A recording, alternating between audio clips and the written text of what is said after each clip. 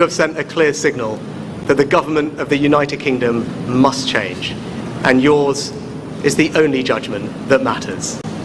I have heard your anger, your disappointment, and I take responsibility for this loss. To all the Conservative candidates and campaigners who worked tirelessly but without success, I am sorry that we could not deliver what your efforts deserved. It pains me to think how many good colleagues who contributed so much to their communities and our country will now no longer sit in the House of Commons. I thank them for their hard work and their service.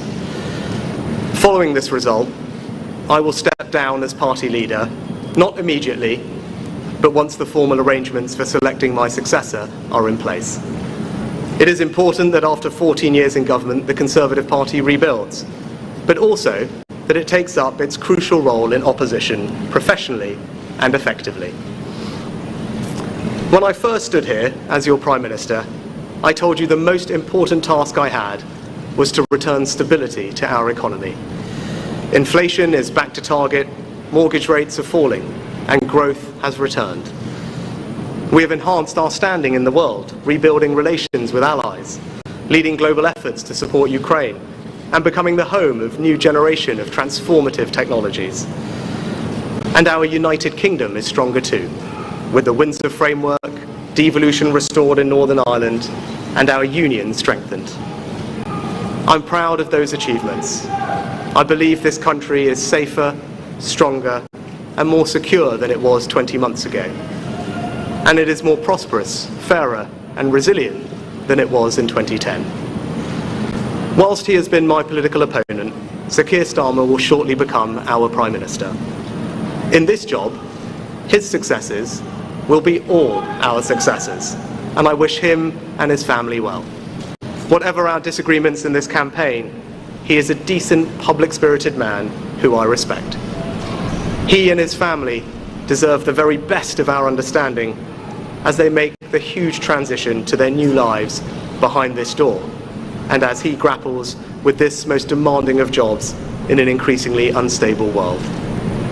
I'd like to thank my colleagues, my cabinet, the civil service, especially here in Downing Street, the team at Chequers, my staff, CCHQ, but most of all, I'd like to express my gratitude to my wife Akshata and our beautiful daughters.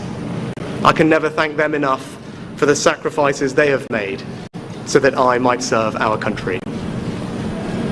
One of the most remarkable things about Britain is just how unremarkable it is that 2 generations after my grandparents came here with little, I could become Prime Minister, and that I could watch my 2 young daughters light Diwali candles on the steps in Downing Street.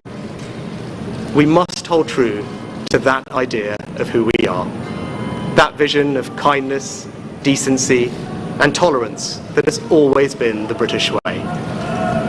This is a difficult day, at the end of a number of difficult days.